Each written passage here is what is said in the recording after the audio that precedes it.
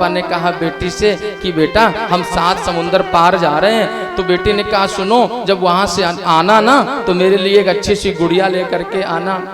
Mummy papa अभी तक आए नहीं हैं। तो उसने माँ से कहा माँ मैं पापा से बात करूंगी। पिता ने अपनी किसी ऑफिस का नंबर दे रखा था माँ को। माँ ने फोन मिलाया अपने पति को और जैसे फोन पहुंचा, लो अपनी बेटी से बात कर लो। बेटी ने कान में मोबाइल लगाया और पिता से कहने लगी पापा 7 समुंदर पार से गुड़ियों के बाजार से। पापा सुनो, आपने कहा था कि तुम जब जा रहे हो 7 समुंदर पार, तो सुनो 7 समुंदर पार से गुड़ियों के बाजार से एक सुंदर सी गुड़िया लाना। वो बेटी कह रही तोतली भाषा में पापा जब आना ना तो सुंदर सी गुड़िया लेकर के जरूर आना मेरे लिए। लेकिन अचानक बात करते करते उसके मन में क्या आया, पापा इतने दिन हो गए मुझे दिखाई नहीं पड़े हैं। पापा सुनो, तुम गुड़िया चाहे ना लाना, तुम गुड़िया चाहे ना लाना, पर पापा घर जल्दी आना, पर पापा घर जल्दी आना। हाँ, आपको पता है बेटी आपके जीवन का वो धन होती है, हाँ, एक अमूल्य धन है। बेटे को आप मूल्य धन कह सकते हो, लेकिन बेटी आपके जीवन का अमूल्य धन है।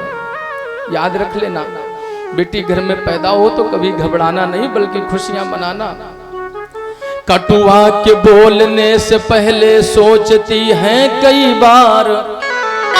आप स्वयं सब जानते होंगे कि बेटा आपसे अकड़ जाता होगा, बेटा आपसे कभी उल्टी सीधी बात भी बोल देता होगा, ऊंची नीची बात कभी बोल देता होगा कभी, लेकिन आपके घर की जो संस्कारी बेटी होगी वो कभी आपसे अकड़ती नहीं होगी।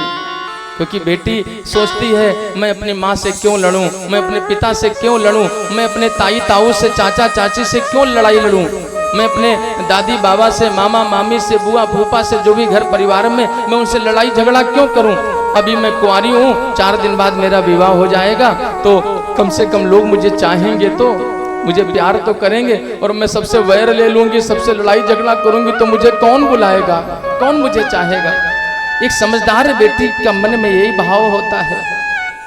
कटुआ के बोलने से पहले सोचती हैं कई बार, मन में सहमती हैं और डरती हैं बेटियां।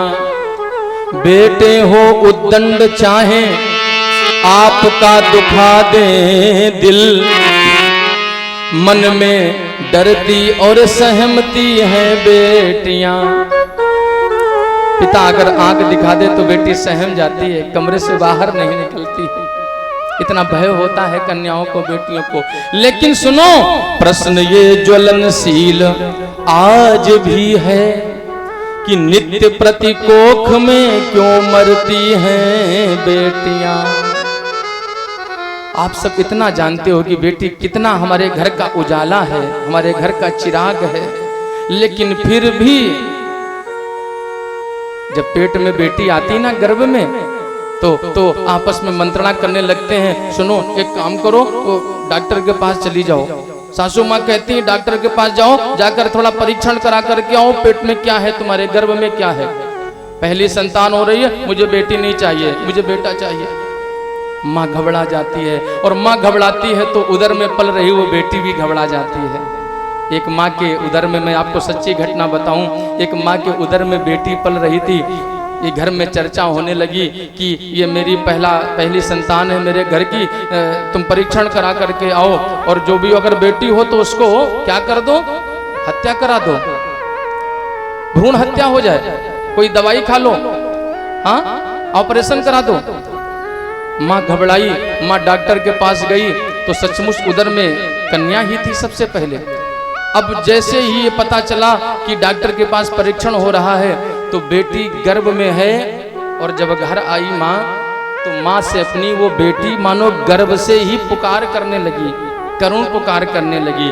अपनी माँ से कहती है माँ मुझे मारना मत, एक गर्भ के भीतर बेटी है। और भाई आप जब जैसी बातें करोगे तो भीतर उसके भी प्राण आ चुके हैं ना संतान में, उसे तो आभास हो रहा है कि मेरे साथ क्या होने वाला है। और आप जैसे ही आप लोगों ने चर्चा करी कि नहीं बेटी है, मुझे बेटी नहीं चाहिए, मुझे तो बेटा चाहिए था, तो मैं तो इसका परीक्षण करवाया हूँ, अब ये बेटी तो मैं इसको मार डालूंगी। महाराज उसी समय बेटी घबरा जाती है और बेटी कहने लगती है कि हे माँ, बेटी मानो अपनी माँ से पुकार करती है और अपनी माँ से पुकार करते हुए कहती है कि हे माँ, हाँ हो